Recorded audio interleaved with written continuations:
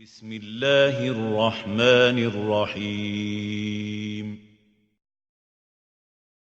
Bismillahirrahmanirrahim. Alhamdulillahirabbil alamin wa bihi nasta'inu ala umuri dunya waddin wassalatu wassalamu ala asyrafil anbiya'i wal mursalin wa ala alihi wa sahbihi ajma'in, amma ba'du. Alhamdulillah, pada malam ini kita bisa bertemu kembali untuk melanjutkan bacaan kitab Tarikhut Tasyri' yang ditulis oleh Syekh Dr. Abdurrahman bin Abdul Aziz As-Shalih, yang menjelaskan tentang sejarah perkembangan ilmu fikih sebagaimana yang kita telah mulai pada pertemuan sebelumnya, bahwa fase perkembangan ilmu fikih yang kita bahas ada 6 fase, dan telah kita sebutkan fase pertama yaitu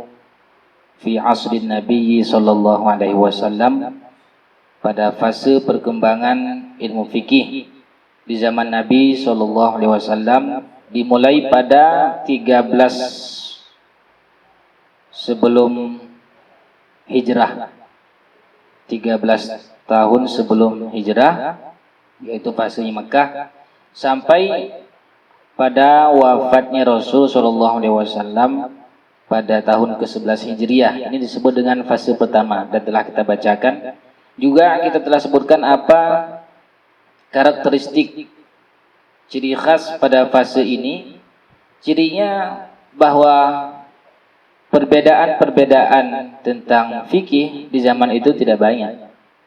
Dan kalaupun terjadi perbedaan akan cepat terselesaikan karena marji'nya satu, sumbernya satu, referensinya satu, yaitu Rasul SAW menjelaskan Al-Quran dan menjelaskan sunnah beliau. Kalaupun ada ijtihad Nabi SAW pada masa itu, maka ijtihad beliau pun akan disetujui jika itu benar atau ditegur jika itu salah, dengan turunnya ayat Allah Subhanahu wa taala. Inilah karakter khusus pada fase pertama ini tentang fikih. Kalau ada terjadi perbedaan pendapat di kalangan sahabat, langsung terselesaikan karena sumbernya Al-Quran, Sunnah, dan kedua sumber ini langsung dijelaskan oleh Nabi SAW. Juga ijtihad. Pernah nggak Nabi kita berijtihad? Sepakat ulama kalau ijtihad beliau dari kaitannya dengan perperangan, kaitannya dengan urusan qada misalkan, itu Nabi kita berijtihad. Sebagaimana pernah beliau berijtihad tentang penentuan tempat mana strategis tempat perang ketika perang Badar. Lalu sahabat mengusulkan ide, ternyata ide sahabatnya yang diterima oleh Nabi SAW. Sedangkan yang kaitannya dengan halal dan haram, kaitan dengan hukum syar'i, kebanyakan ulama menyatakan boleh Nabi kita berijtihad, dan ijtihad beliau pun kalau itu salah akan ditegur oleh Allah. Contoh kasusnya ketika beliau mengharamkan madu. Ingat yang kisahnya? Beliau haramkan madu karena untuk mendapatkan kesenangan hati istri. Ini para suami itu hati-hati ya. Kadang-kadang karena sudah begitu kebeletnya cinta kepada istri, melanggar hukum Allah pun kadang-kadang tidak takut. Jadi Nabi kita SAW itu juga terjadi pada diri beliau. Allah halalkan madu, namun beliau haramkan. Allah turunkan ayat, ya ayyuhan nabi, surat At-Tahrim. Masih ingat surat At-Tahrim? Ya ayyuhan nabiyyu lima tuharrimu ma ahallallahu laka tabtaghi mardata azwajik. Wahai Nabi, mengapa engkau haramkan yang Allah halalkan demi mencari kesenangan hati istri-istri? Turun ayat ini untuk menegur Nabi kita SAW. Begitu juga ketika beliau berijtihad tentang ketika datang kafir Quraisy, pembesar-pembesar Quraisy untuk diskusi, keinginan Nabi kita SAW untuk mendakwahi mereka besar. Tiba-tiba datang seorang laki-laki yang tidak terpandang, kemudian juga tidak sempurna penglihatannya, buta. Minta juga dinasihati, minta juga dapat ilmu pelajaran. Nabi kita kurang respon, gak respect. Lebih utamakan pembesar Quraisy tadi. Allah turunkan ayat, abasa wa tawalla an ja'ahul a'ma. Terus langsung engkau abasa. Abasa itu artinya muka yang masam. Wa tawalla, dan berpaling. Sudah masam muka beliau, berpaling lagi. Karena kalau secara lahiriah kan mengganggu konsentrasi ini. Orang pembesar Quraisy datang untuk didakwahi, bisa masuk Islam, nanti mereka besar pengaruhnya. Lalu Allah tegur dengan ayat itu. Abasa wa tawalla, engkau bermasa muka dan berpaling, anja'ahul a'ma, tatkala datang orang buta. Langsung Allah tegur. Kalaupun ada ijtihad beliau, masa itu diturunkan ayat untuk memperkuat atau diturunkan ayat untuk menegur. Sehingga pada fase ini tidak ada lain kecuali dua saja sumber syariatnya, sumber fikihnya, Al-Quran dan Sunnah. Kecil ada terjadi perbedaan, dan jika terjadi perbedaan langsung diselesaikan saat itu karena penjelas sumbernya itu masih hidup. Sekarang kita masuk fase kedua. Apa karakter fase kedua ini?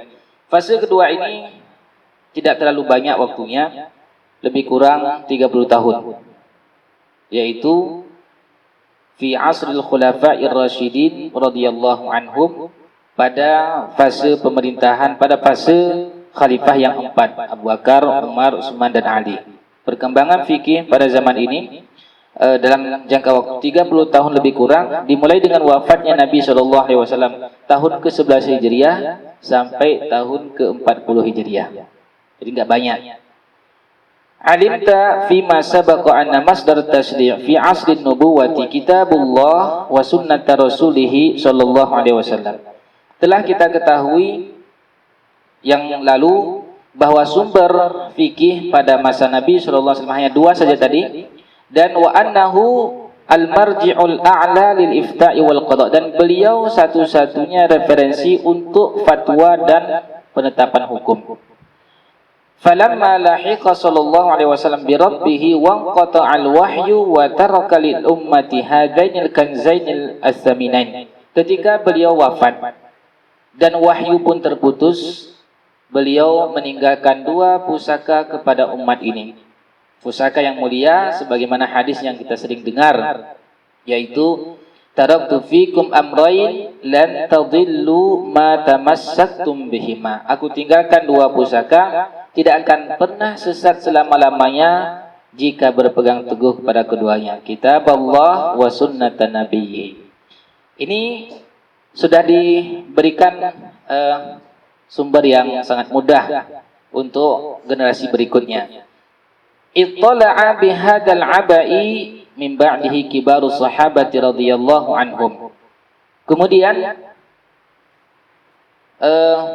melalui para sahabat setelah sepeninggalan Nabi Shallallahu Alaihi Wasallam kembali terus melanjutkan mutola'ah untuk karena kondisi terjadinya futuhat, penaklukan kota, Islam semakin melebar keluar jazirah Arab.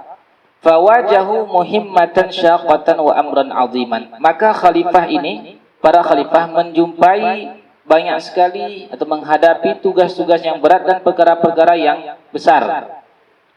Disebabkan oleh adanya futuhat tadi, adanya penaklukan kota, wamtadda nufudul islami ila ma wara al-jazirah, kemudian pengaruh Islam pun menyebar keluar jazirah. Wa wajadal muslimuna anfusuhum amama hawaditha wa waqa'iha.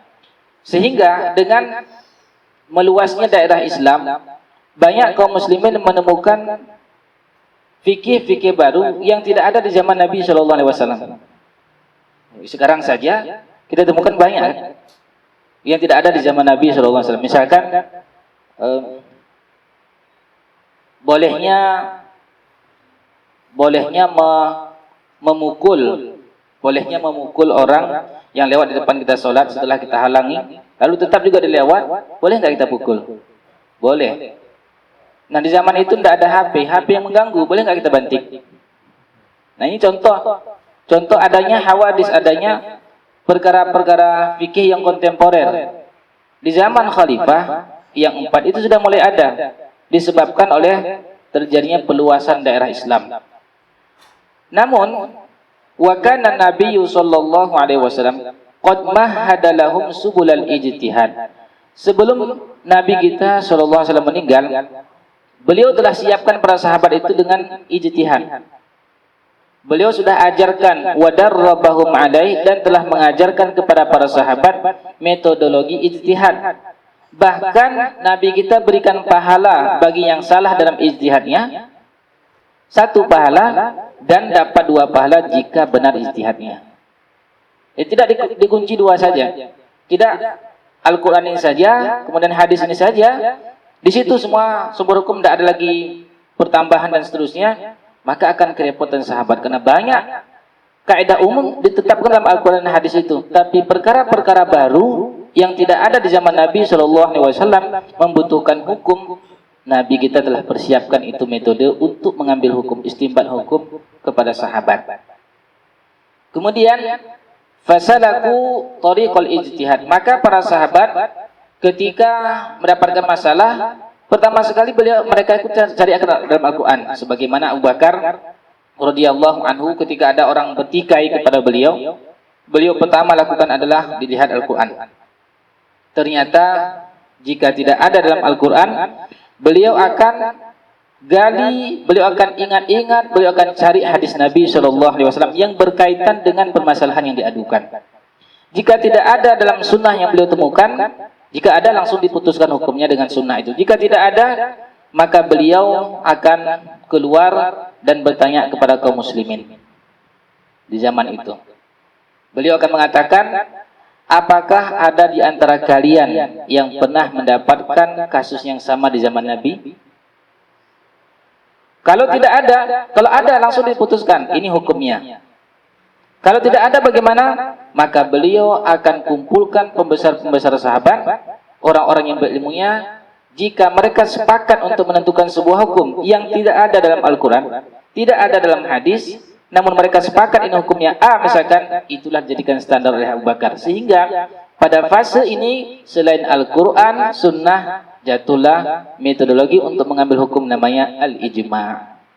Sudah 3 metode. Kalau tadi pada fase awal hanya 2 saja, Al-Quran dan sunnah Nabi SAW. Pada fase ini para sahabat khalifah yang 4 akan menggali dalam Al-Quran. Jika tidak ada, mereka akan mencari sunnah. Jika tidak ada, mereka akan kumpulkan pembesar-pembesar sahabat, orang-orang yang berilmunya, lalu ditanya, apakah cocok hukum ini diterapkan kepada kasus si fulan? Diterapkan, mereka sepakat, tidak ada yang khilaf. Inilah yang dikenal dengan al-ijma'. Kemudian berikutnya, setelah tidak ada kesepakatan misalkan, tidak ada kesepakatan di antara para sahabat, disinilah nanti ada masuk namanya ar-ra'yu, pendapat. Dan masing-masing di fase yang kedua ini kita akan bahas satu persatu 4 sumber hukum fikih dalam terapannya sehari-hari di masa khalifah yang 4, yaitu Al-Quran, kemudian yang kedua as-sunnah, yang ketiga al-ijma', dan yang keempat ar-ra'yu. Apa bedanya dengan fase pertama tadi? Ada beda? Beda. Ada tambahan pada fase kedua ini, al-ijma' dan ar-ra'yu. Kembali kita mulai pada pembahasan tentang sumber pertama Alkitab, yaitu Al-Quran. Dalam pembahasan Al-Quran ini, penulis kitab menyebutkan sejarah penulisan Al-Quran. Ada 3 masa, ada 3 periode penulisan Al-Quran. Yang pertama, fi ahdin Nabi sallallahu alaihi wasallam, pada zaman Nabi sallallahu alaihi wasallam telah dituliskan Al-Quran. Bedanya di zaman itu belum dibukukan dalam satu buku 30 juz. Hanya adanya berpencar-pencar, ada yang ditulang-tulang, ada yang dipelepah kurma, ada yang dalam bentuk hafalan, kemudian juga ada dalam apalagi kurma, tulang, apalagi kulit-kulit, nah, ditulis, dan itu masih berpecah-pecah. Kenapa demikian belum dibukukan dari A sampai Z? Karena annahu madama Rasulullah sallallahu alaihi wasallam hayyan fahuwa ala raja'i nuzulil wahyi alaih. Selama masih beliau hidup, beliau berharap turun terus wahyu. Sehingga tidak dibukukan. Penulisan sudah ada, tidak dibukukan dalam satu seperti yang sekarang kita kenal. Wa ma urifa iktimalul Qur'ani illa biwafatihi sallallahu alaihi wasallam. Tidak dikenal Al-Qur'an itu sempurna turunnya kecuali setelah wafatnya beliau sallallahu alaihi wasallam. Ini fase pertama. Kemudian bagian pertama dalam penulisan Al-Qur'an. Bagian kedua, al-marhalatus tsaniyah fi ahdi Abi Bakrin radhiyallahu anhu. Pada zaman Abu Bakar, Al-Qur'an ditulis. Ini sebagaimana disebutkan oleh Al-Imam Bukhari rahimahullah, ketika terjadi perang Yamamah. Banyak para penghafal Al-Qur'an itu terbunuh. Sehingga Umar ibn Khattab radhiyallahu anhu memberikan usul kepada Abu Bakar untuk wahai khalifah untuk dibukukan Al-Qur'an. Awalnya Abu Bakar itu kaget. Lebih mudah bagi saya memindahkan satu gunung besar dibandingkan membuat sesuatu yang tidak dibuat oleh Nabi sallallahu alaihi wasallam. Takut beliau. Setelah Umar ibn Khattab membujuknya, wahai khalifah, ini adalah perkara yang penting. Jika tidak kita bukukan, penghafal Al-Quran terus semakin habis, hilanglah Al-Quran. Sehingga Abu Bakar radhiyallahu anhu, Allah terangkan hatinya, Allah bukakan hatinya, dia menerima usulan Umar ibn Khattab. Lalu beliau perintahkan Zaid bin Sabit untuk, karena Zaid bin Sabit seorang pemuda yang sempat menulis wahyu di zaman Nabi SAW, dan beliau ditugaskan untuk mengumpulkan itu semua, baik melalui hafalan, melalui buku, yang tertulis di tulang, di pelepah kurma, semua dikumpulkan, kecuali yang beliau tidak dapat dua ayat dalam surat At-Taubah. Dua ayat dalam surat At-Taubah beliau nggak dapatkan, tidak kecuali beliau dapatnya di rumah Khuzaimah Al-Ansari. Siapakah yang bisa sebutkan dua ayat itu? Dapat hadiah. Hadiahnya umroh. Bagi yang mampu.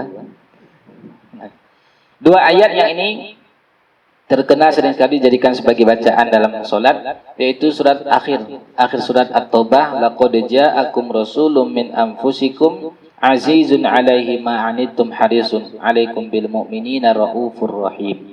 'Alaikum bil mu'minina raufur rahim. Dua ayat terakhir itu didapat di rumah Khuzaimah Al-Ansari. Setelah itu dibukukan secara sempurna Al-Qur'an oleh Zaid bin Sabit radhiyallahu anhu.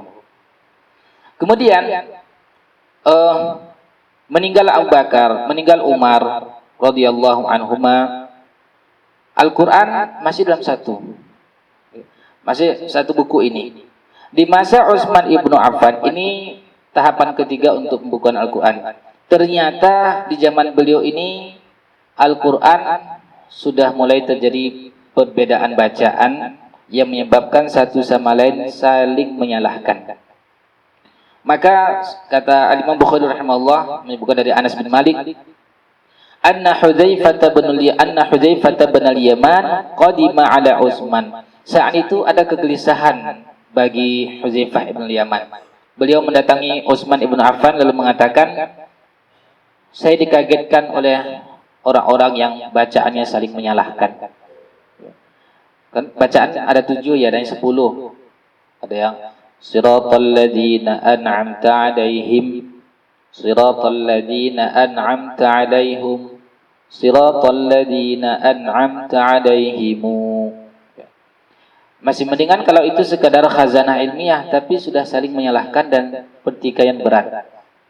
Maka Hudzaifah, kerisauan beliau ini dia sampaikan kepada Utsman ibnu Affan. Ini kalau dibiarkan demikian akan terjadi masalah besar nanti. Berinisiatiflah Utsman ibnu Affan radhiyallahu anhu mengumpulkan 4 orang ahli Al-Quran, Zaid bin Sabit, Abdullah bin Zubair, Sa'id ibn al-As, kemudian Abdurrahman bin Al-Haris bin Hisham. Beliau kumpulkan, mereka ini ditugaskan untuk menulis Al-Quran dengan satu nuskah, dengan satu bacaan sekarang yang kita kenal dengan bacaan hafaz.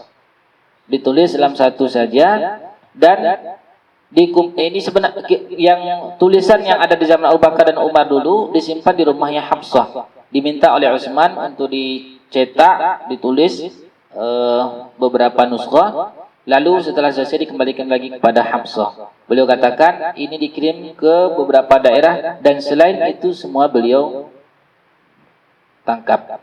Beliau tidak izinkan lagi. Hanya satu bacaan saja.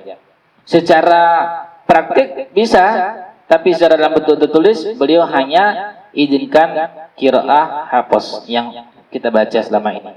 Ya. Tujuan beliau apa? Li ijtima'i kalimatil muslimin, untuk menyatukan kalimat kaum muslimin supaya tidak terjadi perpecahan. Maka sebenarnya seorang pemimpin itu dia harus peka melihat kondisi masyarakatnya, rakyatnya. Kalau kondisi itu kira-kira bisa berbahaya terhadap persatuan rakyat, persatuan masyarakat, dia bisa ambil kesimpulan. Kalau terjadi satu perpecahan, satu khilaf, hukmul hakimi yarfa'ul khilaf, itu kaedahnya. Hukum seorang pimpinan dapat menggugurkan semua perbedaan. Misalkan nanti di suatu daerah, satu negara terjadi pertikaian antara kunut subuh dengan tidak kunut subuh, sampai ada yang bentrok dan seterusnya. Saat itu hakim, pemimpin bisa diputuskan di kampung ini, di negeri ini satu saja wajib pakai kunut, katanya. Kita harus ikut. Hukmul hakimi yarfa'ul khilaf. Itulah hebatnya seorang pemimpin, bisa mengalahkan ijtihadnya para ulama. Nah, ini Utsman ibn Affan radhiyallahu anhu melihat kondisi tersebut dengan usulan dari Hudzaifah ibn Yaman, maka beliau bakar itu semua tulisan-tulisan yang tidak dalam satu bacaan tadi. Beliau bakar. Dan ini juga sebagai dalil bolehnya kita membakar Al-Quran jika itu ada kemaslahatan, bukan dengan tujuan istihza, mengolok-olok. Itu tidak boleh. Kalau mengolok-olok, jangankan membakar, lebih rendah dari membakar pun itu hukumnya tidak boleh. Kalau kita melihat ada tumpukan Quran-Quran yang jika kita biarkan itu besar mudaratnya, terinjak-injak dan seterusnya, maka tidak mengapa untuk dibakar dengan tujuan bukan menghinakan. Nah, ini 3 tahapan dalam pembukaan Al-Quran. Pertama, masih terpencar-pencar. Yang kedua di masa Rasul SAW. Kemudian yang kedua di masa Abu Bakar dan Umar, disebabkan oleh banyaknya para hafiz Al-Quran meninggal dunia. Kemudian yang ketiga ditulis oleh Utsman ibn Affan di masa beliau, disebabkan terjadinya pertikaian yang begitu banyak, disebabkan bacaan yang berbeda-beda. Lalu beliau satukan bacaan hafaz yang kita kenal. Kemudian juga berikutnya hadirin masih kaitan dengan Al-Quran, sumber utama di fase kedua ini pengembangan fikih, tafawutus sahabati fi fahmil Quran. Adanya perbedaan paham sahabat dalam memahami Al-Quran. Kalau di zaman Nabi SAW, begitu terjadi perbedaan langsung selesai urusan. Selesai. Ya Rasulullah, ini begini-begini. Ini hukumnya. Dah. Selesai. Di zaman mereka ini, di fase kedua, tidak ada lagi Nabi kita. Terjadilah adanya beberapa paham di kalangan sahabat. Kanal Qur'anu al-malja'al awwala lil muftin. Awalnya Al-Quran dulu. Al-Quran itu sumber pertama bagi seorang mufti. Idza nazalat bihim mas'alatun faza'u ilahi ya'ridunaha alaih. Kalau ada satu masalah turun kepada para sahabat, turun pada fase itu, maka mereka langsung menjadikan Al-Quran sebagai sandaran, li'annahu yanbu'u syari'ah, karena dia sebagai sumber syariat. Wa kana sahabatu aqdaran nasi ala fahmil Quran li'annahu nazala bilisanihim. Dulu sahabat adalah orang yang paling mengerti tentang Al-Quran karena Al-Quran turun dengan lisan mereka. Al-Quran turun dengan lisan mereka. Maka kalau ada orang yang menyalahartikan Al-Quran dengan lisan mereka ini, bukan dengan lisannya para sahabat, pasti keliru dalam memahaminya. Seperti yang sedang heboh sekarang, mana milkul yamin disamakan dengan zina. Milkul yamin, seorang budak yang dimiliki oleh tuannya disamakan dengan laki perempuan seks bebas di luar nikah. tidak dianggap sebagai satu masalah dalam syariat. Ini satu saat nanti bisa kita bahas lebih dalam lagi insyaallah. Kemudian juga para sahabat itu lebih mengerti tentang sebab nuzul Al-Qur'an. Wa ma'adzalika ikhtalafu fi fahmihi hasba ikhtilafihim fi adwatil fahmi. Meskipun demikian, kemampuan mereka terhadap bahasa, ilmu mereka terhadap asbabun nuzul, demikian pun tetap ternyata sahabat itu beda-beda memahami ayat. Berbeda dalam memahami ayat disebabkan perbedaan mereka dalam memahami alat untuk memahami Al-Quran itu. Bahasa pun beda. Ada beberapa sebab. Satu, tafawutuhum fil ilmi bil lughah. Perbedaan sahabat dari segi memahami bahasa Arab. Mereka orang-orang Arab semua, tapi juga perbedaan, bukan semua ya, umumnya. Karena ada juga nanti yang dari Al-Farisi dan seterusnya, Faris. Pemahaman mereka dalam bahasa Arab itu beda-beda. Satu, yang kedua, pemahaman mereka dalam mengetahui asbabun nuzul juga beda-beda. Contohnya Ibnu Mas'ud radhiyallahu anhu, ini bukan asbabun nuzul.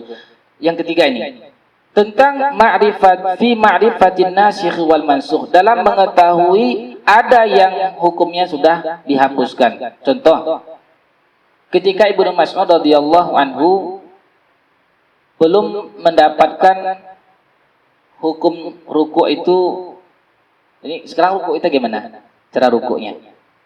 Coba antum ruku dulu. Abdurrahman saja, coba ruku. Ruku seperti biasa. Itu ruku. Ada seorang sahabat yang dilihat oleh Ibnu Mas'ud seperti itu, ditegur, enggak boleh gitu rukunya. Coba ginikan tangan antum di tengahnya. Disuruh begitu, ruku. Itbaq namanya. Ternyata hukum ruku yang seperti ini sudah dimansuhkan. Yang benar seperti tadi yang pertama, Ibnu Mas'ud belum tahu hadisnya itu mansuh. Coba tingkat Ibnu Mas'ud. Maka beda, terjadi perbedaan pendapat. Karena disebabkan perbedaan pengetahuan tentang nasikh wal mansuh. Juga fi miqdari ma yahfadhuhu kullu wahidin minhum minas sunnah. Karena perbedaan hafalan sunnah. Kalau Al-Quran kan sama 30 juz. Tapi kalau hadis, sunnah, itu tidak sama semua hafalannya.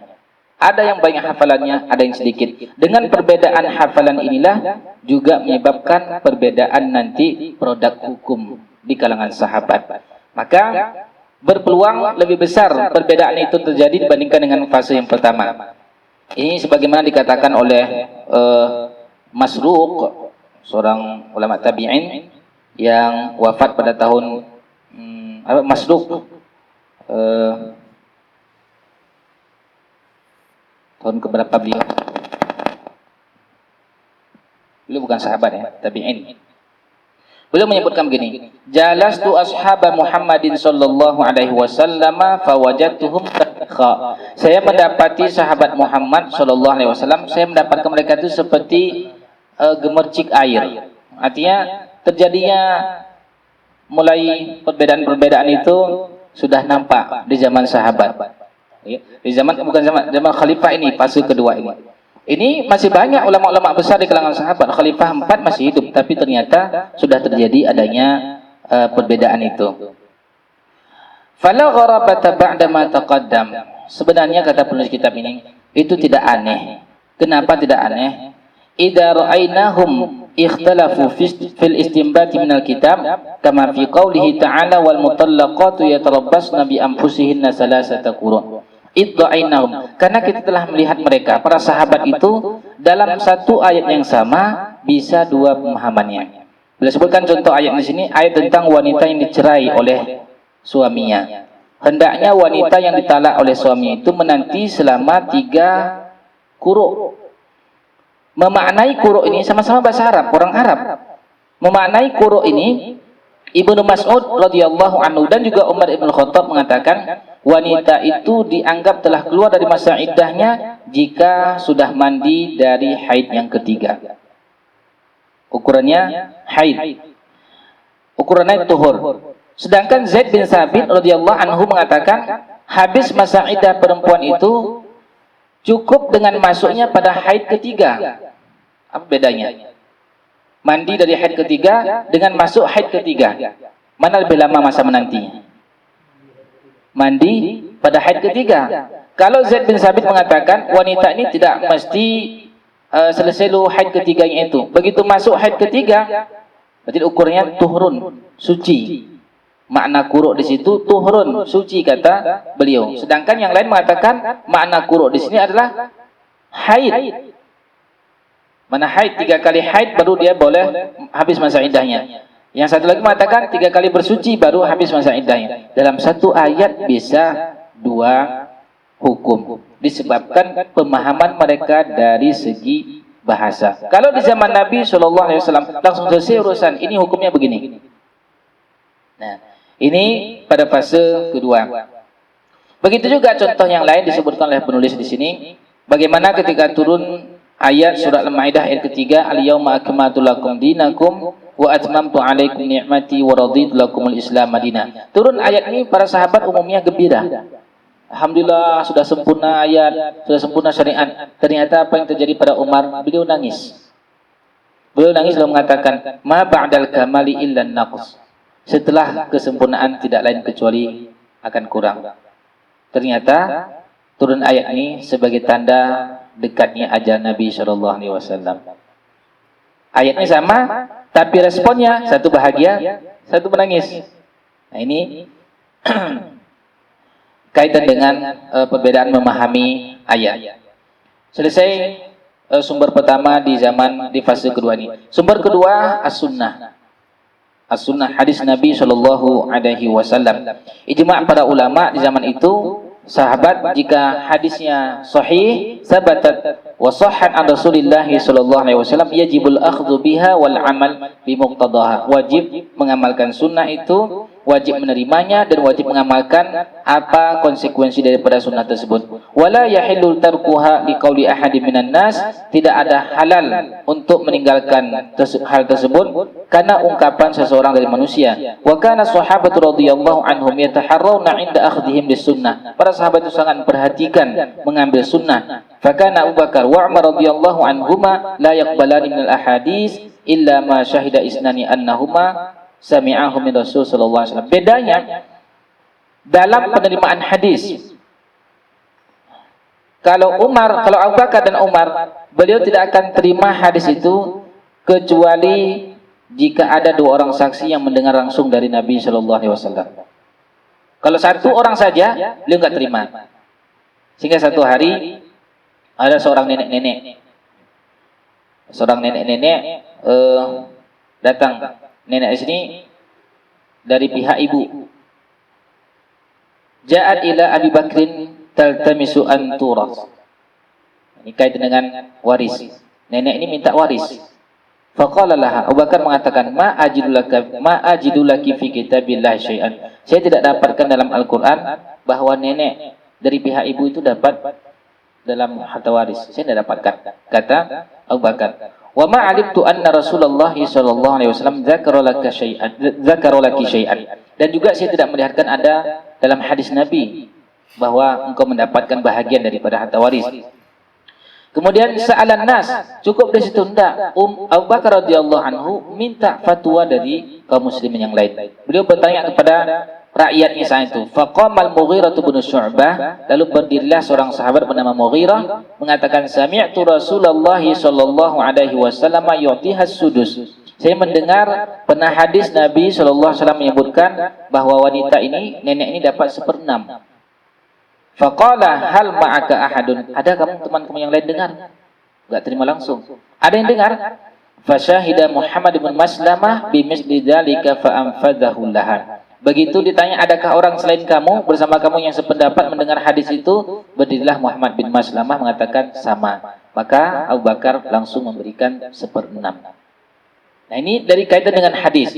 Begitu juga ketika Umar ibn Khattab radhiyallahu anhu didatangi oleh seorang sahabat bernama Abu Musa al-Ash'ari. Abu Musa al-Ash'ari. Beliau mengetuk pintu Umar 3 kali. Tok tok tok. Assalamualaikum. Jawab 3 kali. Pulang.